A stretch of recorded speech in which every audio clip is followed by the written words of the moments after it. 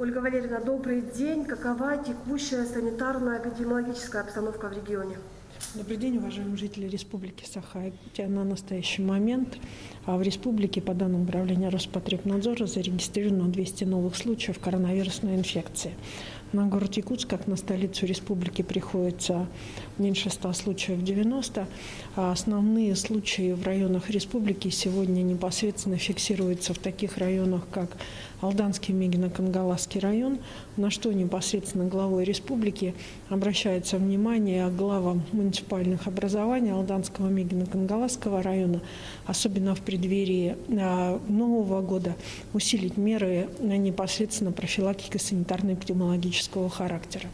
Также фиксируется количество случаев от 11 в Мирнинском районе, в Нерюнгринском 9. От 1 до 7 случаев фиксируется в 23 районах республики. Но необходимо обратить внимание на то, что в республике, значит, у нас появляются районы, в которых и не фиксируются новые случаи, но везде непосредственно развернуты как подразделения управлений здравоохранения, учреждений здравоохранения, развернуты койки для оказания медицинской помощи и, соответственно, значит, проводятся соответствующие санитарно-эпидемиологические мероприятия. В преддверии последней декады, перед Новым годом, сегодня хотелось бы еще раз обратить внимание на базовые позиции указа главы Республики Саха-Якутия, которые сегодня в целях того, чтобы не получить, значит, групп заражения, для того, чтобы не распространять заболевания.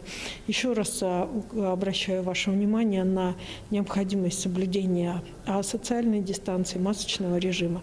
В целях того, чтобы можно было в тех же торговых центрах и местах массового скопления соблюдать соответствующие правила со стороны органов государственной власти, устанавливаются соответствующие порядки и правила.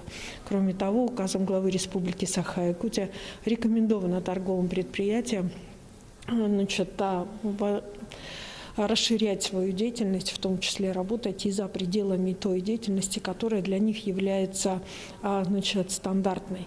Поэтому на настоящий момент непосредственно, безусловно, все механизмы государственного регулирования задействованы для того, чтобы непосредственно санитарно-эпидемиологическая обстановка была создана в достаточном качестве того, чтобы граждане не заболевали. Лаборатории наши продолжают работать. На настоящий момент в целом лабораториями республики обработано 2140 исследований. Продолжается исследование методом ИХА и ИФА.